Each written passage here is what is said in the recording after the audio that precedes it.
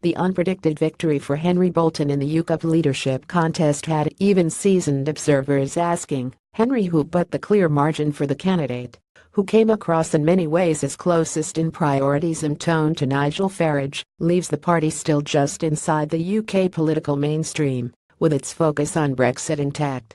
Whether it will now be more of the same, or rather, more of the same as it was before the party's troubled post-referendum year, is another matter. In his first formal address to the party faithful, Bolton coupled a focus on making sure there would be no government backsliding on Brexit with sharp attacks on what he saw as excessive migration and the cultural harm he said it was inflicting. He might have stepped back from past Ukip pledges of a cap, or even a moratorium on net migration, preferring the old chestnut of an Australian-style points system, but hostility to migration was a prominent theme. The CV of the former Liberal Democrat, former policeman and former army officer, who quoted the Sandhurst motto, "Serve to lead," in his victory speech, suggests that he might have at least a chance of restoring some measure of cohesion to Ukip, something it surely needs, after welcoming its fourth leader in a year. And he made a point of emphasizing organization and structure, what might be seen as the boring nuts and bolts. The attention he paid, alongside Brexit, to migration and culture suggested more than a nod to the campaign conducted by the runner-up for the leadership, Anne-Marie Waters, despite the 9 percentage points that separated them.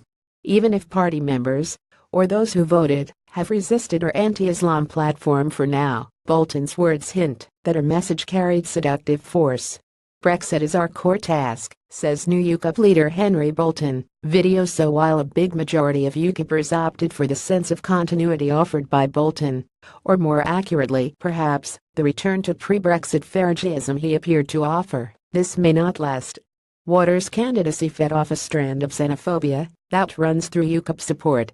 The question now is how far and fast that generic xenophobia, reflecting to a large degree English cultural nationalism, might develop into a specifically anti-Islam agenda. Waters received only 21%, fewer than 3,000 votes, from members of a party that attracted only 1.8% of the vote at the last general election. The main concern of Ukip members still appears to be Europe, and that familiar slogan taking back control. It is worth adding that the UK's first past electoral system makes it hard for minority parties to win parliamentary representation. An alternative for Germany's scenario, for instance, would be nigh impossible here. On the other hand, as Bolton appeared to acknowledge, the votes for Waters should not be dismissed too lightly.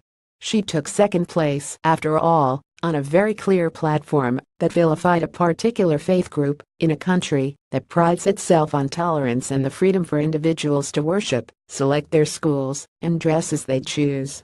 And while her defeat means that the mass defections from Ukip that were likely in the event of her victory will be avoided and preempts Farage's threat to set up a new party, she has demonstrated that there is an audience for overt opposition to Islam when it is presented in a strictly political context, rather than on the streets by a group such as the English Defence League.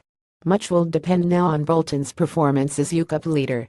At least as much, though, will depend on the way British politics evolves in the short term. It may be that, if the progress of Brexit starts to stall more than it already has, Ukip will return to its NTU roots and become the natural home for frustrated Brexiteers. If not, however, it may find itself looking for other causes, and then the question arises as to whether classic libertarianism, a la Farage, with a dash of all-purpose xenophobia, will be sustenance enough. By then, Waters, or someone else with a similar agenda, might have organized themselves more effectively through extra-parliamentary groupings, say, such as Waters' own Pegida, and be ready to swoop on a debilitated Ukip. An anti-Islam platform could then be an even more tempting sideline for a party that had failed to regain support after the Brexit referendum and was searching for a new reason to exist. Mary Dejevsky is a writer, broadcaster and former foreign correspondent.